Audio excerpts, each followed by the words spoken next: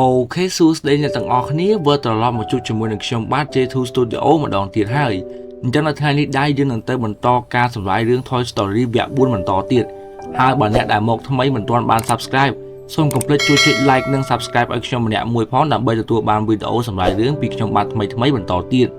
ហើយគឺថារឿងវគ្គថ្មីនេះពិតជាល្អមើលខ្លាំងមែនទែនជាពិសេសតាក់ទងទៅនឹង graphic គឺថាស្អាតដូចពិតអញ្ចឹងគឺមិនដូចជាវគ្គមុននោះទេហើយជាពិសេសហ្នឹងយើងនឹងបានឃើញបូត្រឡប់មកវិញដោយសារតែភាគទី3ហ្នឹងគឺថាมันមានវត្តមានរបស់បូនោះទេអញ្ចឹងនៅក្នុងវគ្គនេះពួកយើងនឹងបានដឹងទាំងអស់គ្នាថាតើមូលហេតុអ្វីបានជាបាត់ខ្លួនរបស់បូអញ្ចឹងតោះកុំឲ្យខាតពេលវេលាយូរហ្នឹងយើងចូលទៅកាន់ការសម្ដែងសាច់រឿងទាំងអស់គ្នាផ្ដើមសាច់រឿងមករឿងក៏បានកាត់ត្រឡប់ថយក្រោយទៅដល់ពី9ឆ្នាំមុននៅយប់មួយក៏មានភ្លៀងធ្លាក់ជាខ្លាំងនៅផ្ទះរបស់ Andy ក៏បានយកតុក្កតារបស់គេពីក្រៅមកដាក់ក្នុងបន្ទប់ហើយប្រហែលជា Andy ភ្លេចយកឡានបញ្ជានោះមកទៅធ្វើឲ្យឡានបញ្ជាហ្នឹងវាត្រូវបានហូរទៅតាមទឹកភ្លៀង Woody ក៏បាននាំគ្នារបស់គេទៅដាក់ក្នុងបន្ទប់របស់ Molly ដើម្បីអាចទៅជួយគេបានព្រោះតែឡាននេះវានៅជិតបន្ទប់របស់ Molly ជាង Woody ក៏បានទៅជួប Bo នាងក៏បានឲ្យក្រុម Barbie ហ្នឹងឡើងទៅបើកបង្អួចរួច Woody និង Slinky ក៏បានចុះទៅជួយឡានបញ្ជានោះដោយ Slinky ហ្នឹងគេបានទាញខ្លួនរបស់គេឲ្យវែងទៅចាប់ Woody ឲ្យ Woody គេទាញឡាននោះមកឃើញថានៅឆ្ងាយដៃបូក៏បានយកកូនស្វាក្រហមមកតកន្ទុយជួយ Woody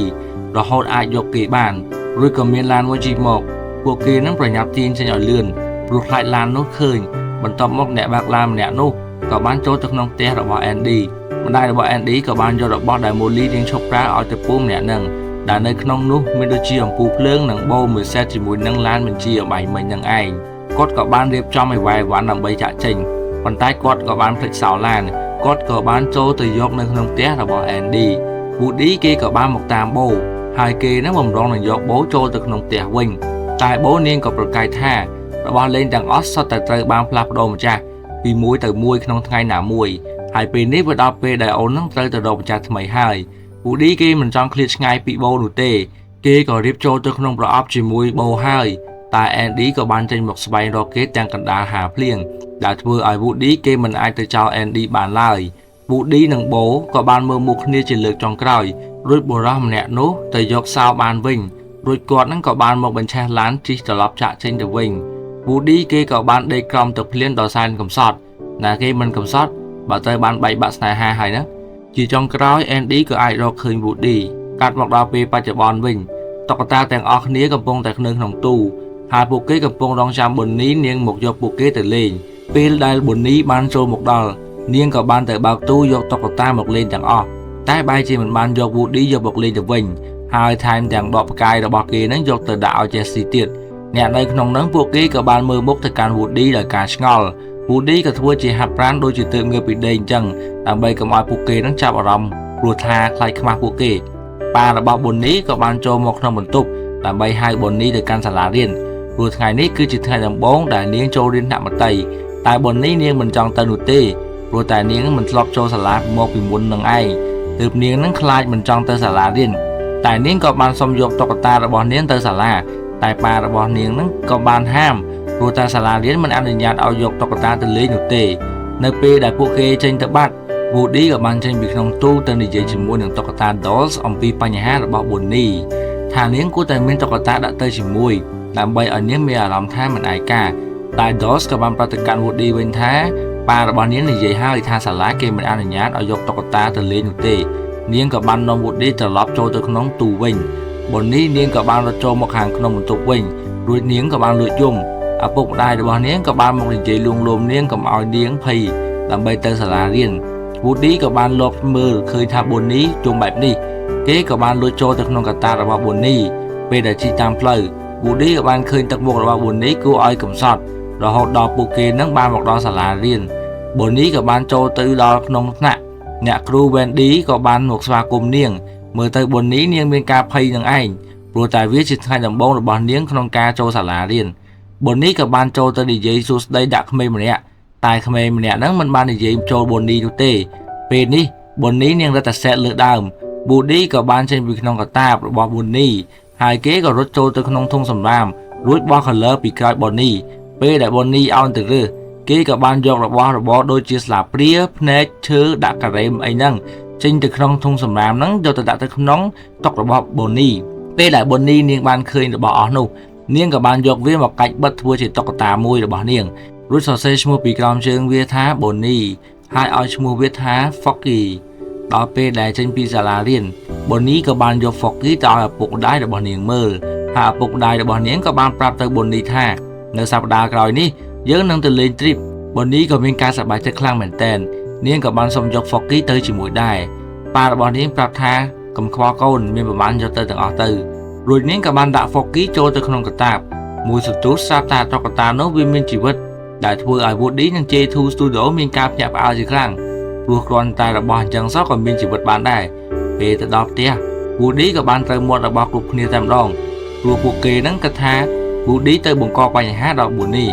Woody ក៏បានប្រាប់ទៅកាន់គ្រប់គ្នាថាស្ដាប់ខ្ញុំសិនថ្ងៃនេះគឺជាថ្ងៃល្អរបស់ Bonnie នៅក្នុងថ្នាក់រៀនហើយនៅសប្តាហ៍ក្រោយពួកយើងនឹងត្រូវបានទៅចុះ trip ពួកគេក៏មានការសប្បាយចិត្តឡើងវិញរួច Woody ក៏បានណែនាំឲ្យគ្រប់គ្នាស្គាល់ Foggy ពួកគេក៏បាននិយាយសួស្ដីទៅកាន់ Foggy គេឃើញមនុស្សច្រើនអញ្ចឹងគេក៏មានការភ័យរហូតដល់ដួលធ្លាក់គ្រាប់ភ្នែកចេញតែម្ដងពេលដែល Woody កំពុងនិយាយណែនាំទៅកាន់គ្រប់គ្នានោះ Foggy ក៏បានរត់ចូលទៅក្នុងធុងសម្រាមនិយាយទៅ Foggy ហ្នឹងគេជាតុក្កតាដែលស្រឡាញ់ធុងសម្រាមខ្លាំងមែនទែនទោះបងហ្នឹងគាត់បានដេកនៅលើពូក៏ដោយក៏គាត់នឹងរត់ចូលមកក្នុងធុងសម្រាមវិញដែរ Woody ចាប់បោះគេរហូតដល់យប់គេក៏បានយក Foggy ឡើងទៅដាក់លើពូម្ដងតែក៏ត្រូវបាន Bonnie នាងគេមកមើលហើយចាប់អោប Woody ក៏បានគេងជាមួយនឹង Bonnie ទៅតែគេនឹងក៏មិនព្រមលេង Foggy ដែរ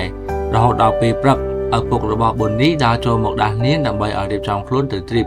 Bonnie បាត់ Foggy Woody ក៏បានចាប់បោះ Foggy ឡើងទៅលើពូករួចនាងក៏អាចរកឃើញហើយនៅពេលដែលដើរចេញទៅវិញគាត់នឹងក៏បានដើរជន់ Woody ឡើងកពិតមុខខ្ទេច Buzz ក៏បានដើរមកជួយ Woody ថាមិនអីទេហើយគេនឹងក៏បានផ្លុំពីតមុខរបស់គេក៏មកដូចដើមវិញថ្ងៃទៅ trip ក៏បានមកដល់នៅពេលដែល Bonnie នាងងាកទៅក្រោយគឺថា Foggy គេតែងតែចង់រត់ចូលទៅក្នុងធុងសម្រាមតែបាន Woody នឹងគេចាប់រហូតគឺថា Woody វគ្គនេះគេដូចជាឪពុករបស់ Foggy អញ្ចឹងនៅពេលដែលពិបាកចាប់ Foggy ខ្លាំងពេកគេក៏បានបោះធុងសម្រាមនឹងចោលតែបងគាត់មិនចប់ត្រឹមនឹងទេមិនថានៅកន្លែងណាប្រឡោះណាឲ្យតែគាត់នឹងឃើញធុងសម្រាមគឺថាបងគាត់រត់ចូលតែម្ដងមូលហេតុដែលបងគាត់ចេះតែចង់រត់ចូលទៅក្នុងធុងសម្រាមនឹង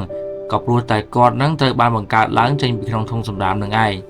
មកដល់ពេលយប់ Buzz គេក៏បានមកប្រាប់ Woody ថាបើឯងហត់ទុកឲ្យយើងជាអ្នកមើល Foggy ម្ដងក៏បានដែរ Woody ថាមិនអីទេទុកឲ្យខ្ញុំជាអ្នកមើលគេក៏បាន Buzz គេក៏បានចុចប៊ូតុងសម្លេងរបស់គេ Woody ក៏បានហក់ទៅចាប់ Buzz ចេញដើម្បីកុំឲ្យឮសម្លេងទៅកាន់ Bonnie តែពេលដែលពួកគេងើបមកក៏បានបាត់ Foggy វាក៏បានលោតចុះពីលើឡាន Woody គេក៏បានហក់ចុះពីលើឡានទៅតាម Foggy ហើយគេនឹងក៏បានស្រែកហៅ Foggy រហូតដល់រកឃើញគេក៏ចាប់អូ Foggy ដើរតាមផ្លូវតែម្ដង Woody ក៏បានបញ្យល់ទៅកាន់ Foggy ថាឯងមិនមែនជាសម្រាមនោះទេឯងគឺជាតុក្កតារបស់ Bonnie តែមើលទៅពួកគេទាំងពីរនាក់ហ្នឹងដូចជានិយាយគ្នាមិនចូលសោះព្រោះតែ Foggy គេមិនយល់ហើយគេហ្នឹងនិយាយតែពីរឿងធុងសម្រាម Woody ក៏និយាយរហូតទៅដល់ Andy Foggy ក៏បានសួរថាតើនរណាគេជា Andy Woody គេក៏បានប្រាប់រឿងរ៉ាវរបស់គេជាមួយនឹង Andy ឲ្យ Foggy ស្ដាប់នៅទីបំផុត Foggy គេបានយល់ពី Woody និយាយតែគេនឹងបែរជាយល់ថាគេគឺជាធុងសម្រាមរបស់ Bonnie ទៅវិញយ៉ាប់ដល់ហើយអាប្រូ Foggy នេះពួកគេនឹងក៏បានបន្តដំណើររហូតមកដល់ RV Park ដែលជាកន្លែងទីតាំង trip របស់ Bonnie Woody គេក៏បានងាកមកក្រោយហើយឃើញអំពូលភ្លើងដូចជារបស់ Molly ដែលឲ្យទៅកាន់ពូម្នាក់នោះកាលពីដើមសាច់រឿងកាលពី9ឆ្នាំមុន Woody ក៏បានគិតថាបូនាងប្រហែលជានៅក្នុងនេះគេក៏បាននាំ Foggy ចូលទៅរកបូពេលដែលចូលទៅដល់ខាងក្នុងពួកគេក៏បានស្រែកហៅឈ្មោះបូតែដូចជាមិនមានអ្នកណាឆ្លើយតបសោះពួកគេក៏ចង់ចាក់ចេញពីក្នុងនឹងតែស្រាប់តែមាននរណាម្នាក់បានរុញរទេះដឹកកូនង៉ែតដើរចូលមកពួកគេក៏បានទម្លាក់ខ្លួនតែដោយសារតែ Foggy មាត់គេនៅមិនស្ងៀមទើបធ្វើឲ្យអាតុក្កតាមួយនោះវាងាកមុខមកក្រោយម៉ែហើយគាត់ងាកមុខមកដូចខ្មោច Woody ក៏បានចេញមកនិយាយជាមួយគេតែម្ដងទៅហើយតុក្កតានៅក្នុងអាទិសកូនង៉ែតនោះក៏បានងើបមកនាងមានឈ្មោះថា Gabby ចំណែកឯតុក្កតាមុខដូចខ្មោចនេះមានឈ្មោះថា Benson ហើយនៅពេលដែលកំពុងនិយាយគ្នានោះ Gabby ក៏បានឃើញខ្សែរូតនៅពីក្រោយខ្នងរបស់ Woody ក៏បានសួររកបូ Gabby ក៏បានឆ្លើយប្រាប់ Woody ថានាងស្គាល់បូរួចក៏បានហៅ Woody ឡើងមកជិះក្នុងអាគារទៅរកបូ Gabby នាងក៏បានបង្ហាញពីខ្សែរូបរបស់នាងដែលវាខូចសម្លេងនៅពេលដែលរុញទៅមុខទៀតក៏ដល់ម៉ោងហាងត្រូវបើក Woody ឃើញសន្តានភាពមិនស្រួលហ្នឹងគេក៏ចង់រត់ប៉ុន្តែក៏មានពួក Benson ជាច្រើនហ្នឹងវាបានចូលមកล้อมព័ទ្ធ Woody ស្របពេលនោះក៏មានក្មេងស្រីម្នាក់ដើរចូលមកក្នុងហាង Woody ក៏បាននាំ Foggy រត់ចេញទៅភ្លាមតែសយអ្វីក៏ត្រូវបានជាប់ជើងពួក Benson ហ្នឹងវាក៏បានតាមមកទាន់ Woody ក៏បានធ្លាក់ចុះមកក្រោមហើយពួកវាហ្នឹងក៏បន្តដេញ Woody រហូតដល់ពួកវាចាប់ Foggy បានហើយបំរុងនឹងចាប់ Woody មួយទៀត Woody ក៏បានទាញខ្សែរត់ក្រោយខ្នងរបស់គេដើម្បីបញ្ចេញជាសម្លេងធ្វើឲ្យក្មេងស្រីម្នាក់នោះចាប់អារម្មណ៍ហើយពួកគេហ្នឹងក៏បានពួនគឺថា admin សរសើរ Woody តែម្ដងព្រោះមិនដែលឃើញមានតុក្កតាណានឹងឆ្លាតដូច Woody ទេក្មេងស្រីម្នាក់ហ្នឹងមានឈ្មោះថា Harmony នាងក៏បានយក Woody ទៅសុំលោកយាយរបស់នាងដែលជាម្ចាស់ហាងគាត់មិនដែលប្រកែកនោះទេឲ្យតែនាងចង់យកតុក្កតាពេលណាក៏យកទៅឲ្យតែមាននៅក្នុងហ្នឹងរួចនាងក៏បានយក Woody ចេញទៅដើរកាត់ជាមួយនឹង Foggy ទៀតកាត់មកដល់ Bonnie នៅពេលនេះនាងភ្ញាក់មកបាត់ Foggy ឪពុកម្ដាយរបស់នាងក៏បាននាំនាងទៅរកខាងក្រៅពួកតុក្កតាខាងក្នុងក៏មានការចលាចលព្រោះតែបាត់ Foggy ហើយបាត់ Woody ទៀត Buzz ក៏បានចុចប៊ូតុងសំឡេងរបស់គេដើម្បីធ្វើតាមគេយកសំឡេងចេញពីក្នុងខ្លួនរបស់គេមកសាប់តាមទៅវិញរួចគេក៏រត់ចេញទៅរកពួកគេ Buzz ក៏បានក្រឡេកឃើញទងវិលនោះគេក៏រត់ទៅតោងពីក្រោមនោះហើយចុចស្លាប់ដើម្បីហោះទៅរកផ្លូវ highway តែក៏ត្រូវបានអាទងបង្វិលមួយទៀតហ្នឹងវិលបុក Buzz ធ្វើឲ្យគេនឹងខ្ទាតធ្លាក់ចុះមកក្រោមរហូតមកដល់ខាងមុខបន្ទប់ទឹករួចក៏មានបរិមម្នាក់នឹងបានបើកទ្វារមកឃើញ Buzz Lightyear យើងគាត់ក៏យក Buzz Lightyear នឹងទៅចងដើម្បីឲ្យក្មេងៗលេងគប់ពេជ្រប៉ោងនឹងយក Buzz Lightyear របស់យើងគឺថាលុយសុទ្ធតែម្ដងមកចំណេញលើគប់ចំណែក Woody នៅពេលនេះត្រូវបាន Harmony នឹងនាងយកគេមកលេងជីតោងម្ដាយរបស់នាងបានហៅនាងឲ្យទៅលាប sunscreen ឆ្លៀតឱកាសនោះ Woody ក៏បានរត់ចេញពីទីនោះដើម្បីត្រឡប់ទៅរក Foggy Woody ក៏បានឡើងជិះឡានចាក់ដីមួយទៅខាងមុខតែក៏មានឡានក្រុងមួយបានជិះនាំក្មេងៗហ្នឹងមក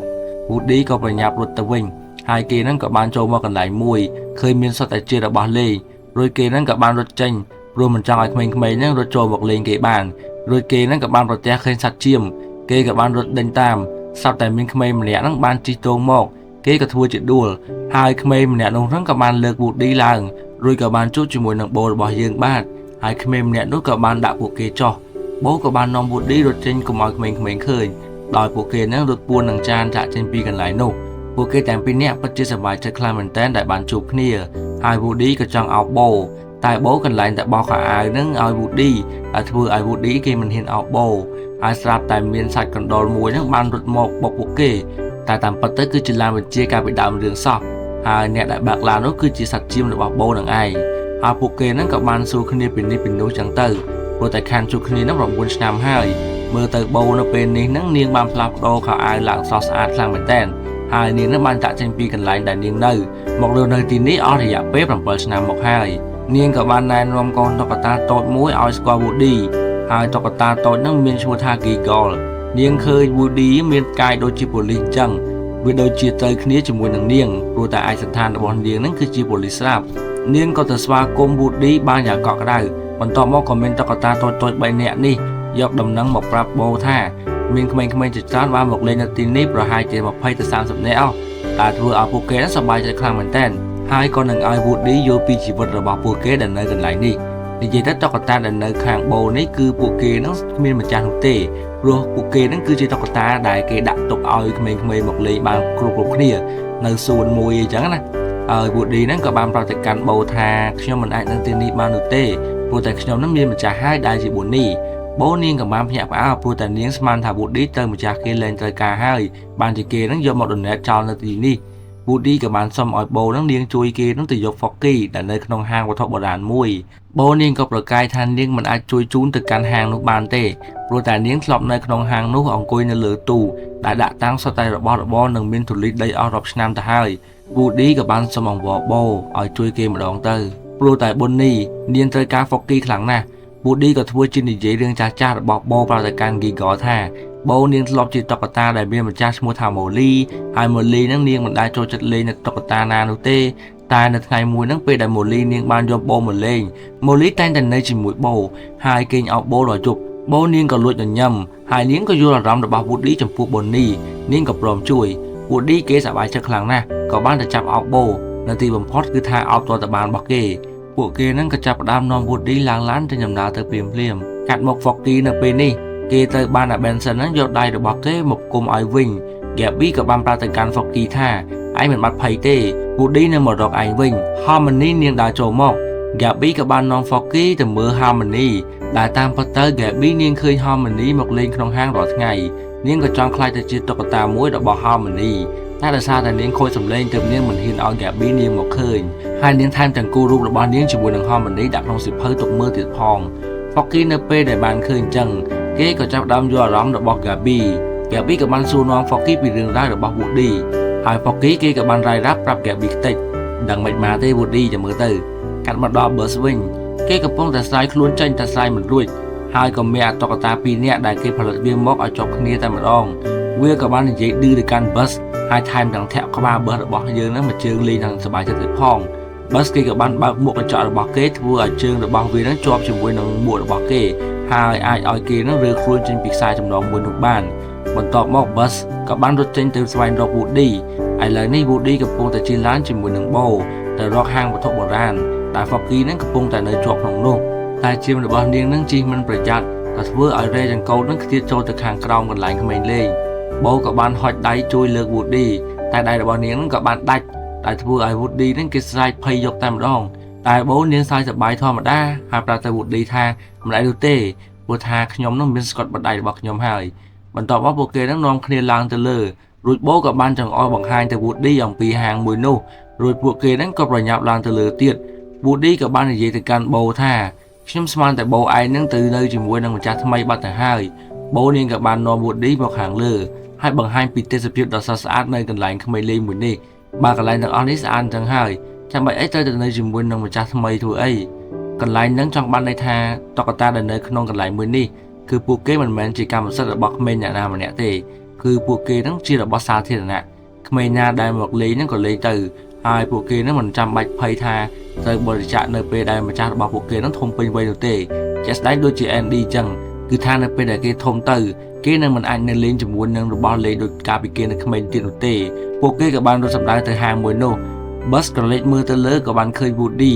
គេក៏រត់តាមពីក្រោយពួកគេឡើងមកដល់លើដំបូលក៏បានជជែកគ្នាពីនេះពីនោះបងងាកក្រោយក៏បានឃើញ Bus ពួកគេបានរត់ទៅអោបគ្នាដោយសារតែខានជួបគ្នាយូរ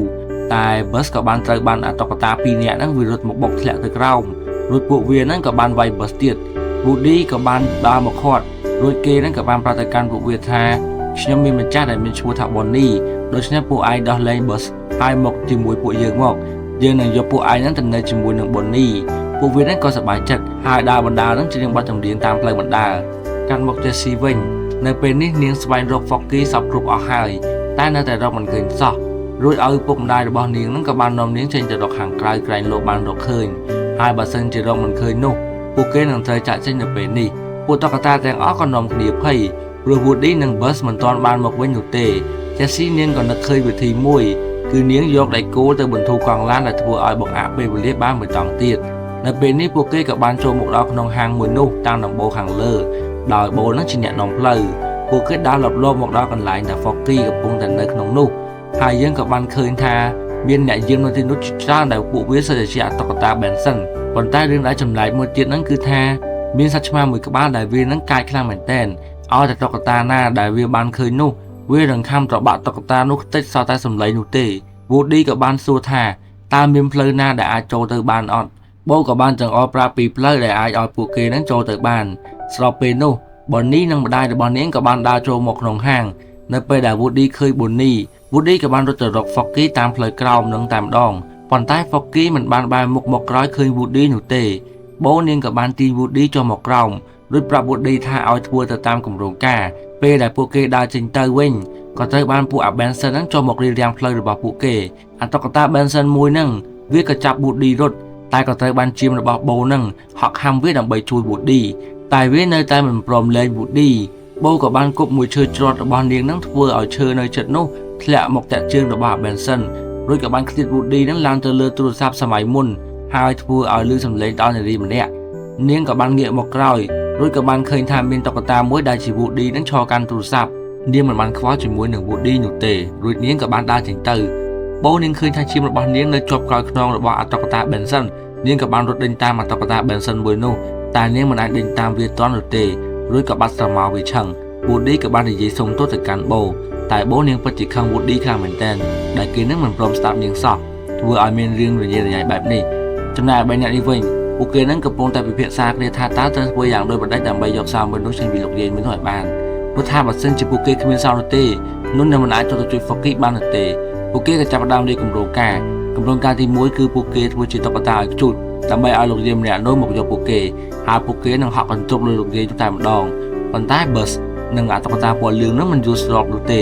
ចូលដល់គម្រោងការទី2ពួកគេនឹងក៏ចាំដល់លោកយាយបិទហាងហើយពួកគេនឹងលួចចូលទៅក្នុងឡានរបស់លោកយាយទៅដល់ផ្ទះរបស់គាត់ហើយនៅពេលដែលគាត់ចូលទៅងូតទឹកហើយគាត់ចូលទៅគេងអាពីរអ្នកនេះវានឹងធ្វើជាខ្មោចលងលោកយាយពេញផ្ទះតែម្ដងតែគម្រោងការទាំងអស់ហ្នឹងត្រូវបាន Bus គេបដិសេធទាំងអស់នៅពេលនេះតុក្កតា Benson ក៏បានយកដំណឹងមកប្រាប់ Gabby ថា Woody បានត្រឡប់មកវិញហើយថែមទាំងមកជាមួយនឹង Bo ទៀតផងដែលដំណឹងមួយហ្នឹងធ្វើឲ្យ Gabby សប្បាយចិត្តខ្លាំងមែនទែន Bo និង Woody នៅពេលនេះពួកគេបានដើរមកដល់កន្លែងមួយរួច Bo ក៏បានចុចប៊ូតុង password ដើម្បីអាចបើកទ្វារចូលទៅក្នុងនោះបានហើយនៅពេលដែលបើកទ្វារមកក៏មានអ្នកលេងភ្លេងម្នាក់ចេញមកមើលដែលមានឈ្មោះថា Tini ពេលដែលវាឃើញមុខរបស់ Bo ទឹកមុខរបស់វាញញឹមរីករាយខ្លាំងមែនទែនតែនៅពេលដែលវាកលេចទៅឃើញមុខរបស់ Woody គឺថាវាមើលលើមើលក្រោមឌឺខ្លាំងមែនទែន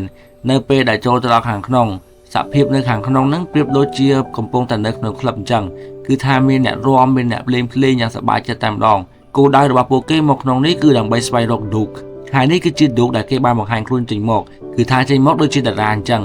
ដែលគាត់នឹងមានឈ្មោះថា Duke Kaboom ហើយអាប៉ែ Duke ហ្នឹងមើលទៅដូចជាចូលមិនដឹងទេបូក៏បានសុំឲ្យគេនឹងជួយដែលឲ្យគេជាអ្នកជិះម៉ូតូបង្ហោះចូលទៅក្នុងកន្លែងរបស់ Gabby តែគេមិនយល់ព្រមនឹងបូនោះទេ Woody ក៏បានសូមអង្វរទៅកាន់ Duke ថាសូមជួយខ្ញុំផងព្រោះតែខ្ញុំមានម្ចាស់គុណក្មេងដែលកំពុងរងចាំពេលដែលគេឮថាម្ចាស់គុណក្មេងគេក៏បាននឹកឃើញពី Region ដែលជាក្មេងប្រុសម្នាក់ដែលបានលេងជាមួយនឹងគេដំបូងមកអស់គេក៏បានឃើញទូរទស្សន៍ដោយ Duke Kaboom នឹងអាចបង្ហោះម៉ូតូចូលទៅក្នុងរង្វង់មួយនោះបាន Region ក៏បានយក Duke Kaboom មកបង្ហោះដែរប៉ុន្តែគេមិនអាចបង្ហោះចូលទៅក្នុងរង្វង់មួយនោះដូចក្នុងទូរទស្សន៍បានទេដែលធ្វើឲ្យ Region ហ្នឹងគេខឹងនឹង Duke Kaboom ខ្លាំងមែនទែនហើយ Duke Kaboom នៅពេលដែលគេបាននឹកឃើញរឿងនេះគឺថាគេនឹងពិតជាខឹងនឹងខ្លួនឯងខ្លាំងមែនទែនបូក៏បាននិយាយលួងលោមទៅកាន់ Duke ថាវាជារឿងយូរមកហើយដូច្នេះមិនបាច់រំលឹកទៀតទេនៅពេលនេះគឺជាពេលដែលត្រូវបញ្ចេញសមត្ថភាពហើយដូច្នេះត្រូវធ្វើជាខ្លួនឯងទៅល្អ Duke គេក៏យល់ព្រមបន្ទាប់មកក៏ចេញមុខ3អ្នកនេះមកដោយពួកគេនឹងក៏បានយកសោមកបានដោយជោគជ័យពួកគេក៏បានសួរថាតើអាចយកសោនោះបានដោយយ៉ាងម៉េចពួកគេក៏បានប្រាប់ថាលោកយាយម្នាក់នោះនឹងក៏បានយកសោដាក់នៅមុខពួកគេតែម្ដងនៅពេលនេះពួកគេនឹងក៏ចាប់ផ្ដើមរៀបគម្រោងការយកម៉ូតូរបស់ Duke Kaboom ឡើងទៅខាងលើពេលដែលកំពុងតែរៀបចំនោះបូក៏បានសួរទៅ Woody ថាតើមកក្នុងហាងនេះបានដោយយ៉ាងម៉េច Woody ក៏បានតបទៅវិញថាខ្ញុំឃើញអំពូលភ្លើងដូចជារបស់បូឯងហ្នឹងនៅក្នុងហាងនេះហើយខ្ញុំនឹងគិតថាបូឯងហ្នឹងនៅក្នុងនេះខ្ញុំក៏បានចូលមកក្នុងហាងនេះដើម្បីរកបូតែម្ដងទៅពួកគេហ្នឹងក៏បានក្រឡេកមើលអំពូលភ្លើងឃើញថាមានពន្លឺចាំងស្អាតខ្លាំងមែនទែនបន្ទាប់មកដល់ពេលដែល Duke Kaboom និង Woody ទៅជិះម៉ូតូចូលទៅទាំងពីរនាក់ពួកគេជិះទៅយ៉ាងមានភាពជឿជាក់តែ Duke Kaboom ក៏បានស្រមៃឃើញ Region មកបង្អាប់គេថាมันអាចធ្វើទៅរួចគេនឹងក៏បានបិទភ្នែកហើយឈប់បើកម៉ូតូ Woody ក៏បានចាប់ Duke Kaboom បង្ហោះម៉ូតូឡើងទៅលើទាំងអស់គ្នានៅទីបំផុត Woody ក៏អាចចាប់ទូបានហើយធ្វើជាសញ្ញាឲ្យបូចូលមកតាមរួចនាងក៏បានចាក់សោចូលទៅក្នុងហើយ Woody ក៏អាចស្វែងរក Forky ឃើញតែគ្នារបស់ Woody ត្រូវបានក្រុមរបស់ Benson នឹងចាំចាប់នៅពីក្រោយ Gabby ក៏បានដើរចេញមក Bus ក៏បានវាយគ្នារបស់ Benson ចេញរួចគេនឹងក៏បានទាញ Woody មកវិញតែ Gabby ក៏បានទាញខ្សែពីក្រោយខ្នងរបស់ Woody ជាប់ឆ្មានោះវាក៏ហក់មកខាំ Woody ពីក្រោមទៀតនៅទីបំផុត Benson ក៏អាចទាញ Woody មកបានរួចវាយយកសម្លេងខាងក្នុងរបស់ Woody បូក៏បានចូលមកជួយ Woody រួចនាងក៏អាចជួយឈាមរបស់នាងបានសម្រេច Benson ក៏បានរុញ Woody នឹងខ្ទាតចំ Forky ធ្លាក់ចូលមកខាងក្រោមបូប្រាប់ Woody ថាពួកយើងត្រូវចាក់ចេញពីទីនេះហើយនាងក៏បានជិះខ្សែនោះទៅវិញ Woody ឃើញ Forky ទៅឆ្មាយុះចង់ខាំកំទេចចោល Woody ក៏ហក់ចូលទៅជួយ Forky ដែលធ្វើឲ្យឈាមរបស់បូធ្លាក់ចូលមកក្រោមមួយទំហឹងអាឆ្មាមួយនោះដេញខាំ Woody វិញក៏ធ្វើឲ្យខ្សែនោះទាញពួកគេនឹងធ្លាក់ចូលមកក្រោមទាំងអស់គ្នារួចវាក៏មករកខាំ Giggle ម្ដង Giggle នាងខំហក់តិចពីវាតែចុងក្រោយក៏ត្រូវអាឆ្មានោះវាខាំលេបចូលទៅក្នុងពោះបាត់រួចពួក Benson វាក៏បានដេញតាមចាប់ Woody បូក៏បាននាំគ្នាឲ្យចាប់ខ្សែដែលជាប់ឆ្មានោះរួច Duke Kaboom ជាអ្នកបញ្ឆោតឆ្មានោះឲ្យដេញតាមតែ Forky ក៏ត្រូវបានពួក Benson ចាប់យកទៅបានដដែលតែកូនចៅរបស់ Gabby ក៏នៅតែបន្តតាមមកទៀតបូក៏បានយកឈើច្រត់របស់នាងទាញថតតុកចេញមក ធ្វើឲ្យពួក Benson បុកក្បាលជាមួយនឹងថតតុកនោះដែលធ្វើឲ្យពួកវានឹងមិនអាចរត់តាមបានទេឌូក៏បានជិះចេញមកខាងក្រៅធ្វើឲ្យឆ្មានោះរត់ចេញមកក្រៅដែរនៅទីបំផុតពួកគេនឹងក៏បានដួលត្រឡប់ទៅលិនពេញនឹងតែអស់ហើយឆ្មានោះក៏បានខ្ជាក់ទីកចេញមកវិញរួចវាក៏បានរត់ចូលទៅក្នុងហាងវិញបន្ទាប់ពីហេតុការណ៍នេះគឺថាម្នាក់នឹងប៊ីនឹងទៅស្លាប់ទៅហើយ Woody នៅតែបន្តចង់ចូលទៅយក Foggy ទៀតបូនាងក៏បានប្រាប់ទៅ Woody ថាមើលទៅពួកយើងទៅមើលនៅពេលនេះនឹងមិនចង់ទាំងមានជីវិតរស់ផងមិនចង់ឲ្យពួកយើងនឹងចូលទៅស្លាប់តាមមែនទេ Woody នៅតែចេះចង់ឲ្យពួកគេនឹងចូលទៅវិញបូនាងក៏បានស្ដីឲ្យ Woody ថា Woody ឯងនឹងត្រូវការតែ Bonnie ប៉ុណ្ណោះហើយចង់ឲ្យពួកយើងនឹងទៅជួយ Foggy តែជីវិតរបស់ពួកយើងម្នាក់នឹងបែរជាមិនខ្វល់ទៅវិញ Woody ក៏បាននិយាយទៅវិញថារបស់លេងដែលម្ចាស់បោះចោលនាងនឹងមិនយល់អ្វីនោះទេពាក្យសម្ដីមួយនេះបានធ្វើឲ្យបូនាងខូចចិត្តយ៉ាងខ្លាំងរួចនាងនឹងក៏បានបបួលគ្នាទាំងអស់ឲ្យចាក់ចេញទៅវិញ Woody ក៏មានអារម្មណ៍ថាខុសដែរតែនិយាយពាក្យនេះទៅកាន់បូតែគេនឹងក៏មិនអាចនិយាយអ្វីទៀតបានដែរ Woody ក៏បានសម្រេចចិត្តថាចូលទៅជួយ Foggy តែម្នាក់ឯងពេលចូលមកដល់ក្នុងវាំងននមក Gabby និងកូនចៅរបស់នាងនឹងក៏បានមកឈរចាំនៅខាងមុខតែម្ដងតែ Gabby មកនេះនាងមិនបានមកធ្វើបាប Woody នោះទេគឺនាងនឹងមកសុំ Woody តែរឿងមួយប៉ុណ្ណោះតាមពិតទៅ Gabby នឹងនាងមិនមែនជាតុក្កតាអាក្រក់អីនោះទេគឺដោយសារតែនាងនឹងខូចប្រដាប់សម្លេងនៅខាងក្នុងខ្លួនរបស់នាងហើយនាងគ្រាន់តែចង់បានសម្លេងពី Woody ដែលអាចធ្វើឲ្យ Harmony នឹងនាងចង់បាន Gabby ព្រោះថានាងចង់បាន Gabby ធ្វើជាម្ចាស់របស់នាងដោយពេលដែល Woody នឹងកំពុងតែមានម្ចាស់សប្តាហ៍ថ្ងៃដែលជា Bonnie អញ្ចឹងនាងក៏បានរៀបរាប់ពីរឿងរ៉ាវរបស់ Andy ជាមួយនឹង Woody តាម Foggy ដែលបានប្រាប់រហូតដល់ Woody នឹងគេទន់ចិត្ត Woody ក៏បានយល់ព្រមនឹង Gabby ហើយ Woody នឹងគ្រាន់តែចង់បាន Foggy មកឲ្យ Bonnie វិញតែប៉ុណ្ណោះកូនចៅរបស់ Gabby ក៏បានចាប់ Woody យកទៅទាញសម្លេងខាងក្នុងចេញមកដាក់ឲ្យ Gabby ពេលនេះប៉ារបស់ Bonnie បានជួសជុលកង់ឡានបានសម្រេចហើយនឹងត្រៀមចាក់ចេញទៅផ្ទះវិញ Bus ក៏បានចូលមកវិញហើយប្រាប់ទៅកាន់គ្រប់គ្នាថា Woody នៅក្នុងហាងវត្ថុបុរាណមួយនៅឡើយទេ Bonnie ក៏បានចូលមករួចប៉ារបស់នាងនឹងក៏ចាប់ផ្ដើមបើកឡានចេញដំណើរ Bus ក៏បានចុចប៊ូតុងសម្លេងរបស់គេម្ដាយរបស់ Bonnie ក៏បានទៅចុចបិទតែដោយបិទមិនកើតគាត់ក៏យក Bus ដាក់ចូលទៅក្នុងថតទូBus គេក៏បានស្រែកនិយាយតែម្ដងទៅថាកតារបស់ Bonnie នឹងនៅក្នុងហាងវត្ថុបុរាណ Bonnie នាងក៏បាននឹកឃើញថានាងភ្លេចកតារបស់នាងនៅក្នុងហាងវត្ថុបុរាណនោះប៉ារបស់នាងក៏បានជីកបកទៅក្រោយវិញទៅរកហាងមួយនោះកាលមកដល់បូវិញ Giggle ក៏បាននិយាយដើរអាក្រក់ពី Woody ច្រើនមែនទែនហើយនាងក៏បាននិយាយចំពាក្យមួយថា Woody នឹងគិតតែពីខ្លួនឯងមិនខ្វល់ពីអ្នកដទៃឡើយបូនាងក៏បានគិតឡើងវិញថា Woody មិនដែលគិតពីខ្លួនឯងនោះទេគឺគេនឹងគិតពីមនុស្សគ្រប់គ្នាបូនាងក៏បាននាំពួកគេនឹងឡើងជិះឡានត្រឡប់ទៅរក Woody វិញកាត់មកដល់ Woody វិញនៅពេលនេះត្រូវបាន Benson នឹងដេកឲ្យគេនឹងយ៉ាងស្អាតវិញពីក្រោយខ្នង Gabby នាងពិតជាសប្បាយចិត្តខ្លាំងមែនទែនព្រោះពេលនេះនាងមានសម្លេងវិញហើយដែលបានមកពី Woody រួចនាងនឹងក៏បានអរគុណទៅកាន់ Woody ហើយនាងក៏បានអោបលាគ្នាជាមួយនឹង Foggy ហើយបោះ Foggy នឹងមកឲ្យ Woody វិញ Bonnie និងម្ដាយរបស់នាងបានដើរចូលមកដល់ក្នុងហាង Woody ក៏បាននាំ Foggy ឲ្យចូលមកក្នុងកតាបរបស់ Bonnie Gabby ក៏បានទាញសម្លេងធ្វើឲ្យ Harmony នឹងនាងបានចាប់អារម្មណ៍ Foggy នាំ Woody ឲ្យមកមើល Gabby និង Harmony ចាំមើលថាតើនាងនឹងទៅជាយ៉ាងណា Harmony ក៏បានយកតុក្កតា Gabby មកកាន់រួចទាញសម្លេងហើយសម្លេងនោះក៏បាននិយាយថាសួស្ដីខ្ញុំឈ្មោះ Gabby ខ្ញុំស្រឡាញ់អ្នកនិងចង់ធ្វើជាមិត្តភក្តិរបស់អ្នក Woody និង Foggy មើលឃើញបែបនេះពួកគេក៏មានទឹកមុខរីករាយព្រោះគិតថា Harmony នឹងយក Gabby ទៅលេងតាមក្តីស្រមៃរបស់ Gabby យាយរបស់នាងនឹងក៏បានប្រាប់ថាចៅអាចយកទៅផ្ទះចោះបើសិនជាចៅនឹងចង់បានតែ Harmony ក៏បានបោះ Gabby ចោលរួចនាងនឹងក៏បានដើរចេញទៅវិញដែលធ្វើឲ្យ Gabby នឹងកំសត់ខ្លាំងមែនទែនព្រមទាំង Foggy និង Woody ផងដែរ Bonnie ក៏បានចូលមករកឃើញកតាបរបស់នាងវិញ Foggy និង Woody រត់ចូលទៅក្នុងកតាបនោះហើយពេលចាក់ចេញទៅ Woody ក៏បានប្រាប់ទៅកាន់ Foggy ថាឲ្យប្រាប់ទៅកាន់ Bus ថាឲ្យចាំជួបគ្នានៅរង្វង់មូលរួច Woody នឹងក៏បានរត់ទៅរក Gabby ប្រាប់ Woody ថាលោកយកសម្លេងនេះទៅវិញចោះបើសិនជាចង់បានខ្ញុំលែងត្រូវការវាទៀតហើយ Woody ក៏បានទៅលួងលោម Gabby ថាបើ Harmony មិនត្រូវការ Gabby ឯងអាចមិននៅជាមួយនឹង Bonnie បានបូក៏បានមកដល់នាងក៏ប្រាប់ទៅ Gabby ថា Woody និយាយទៅហើយរួចនាងក៏បានចុះទៅនាំ Gabby ឲ្យចេញទៅរក Bonnie ឲ្យបានទាន់ពេល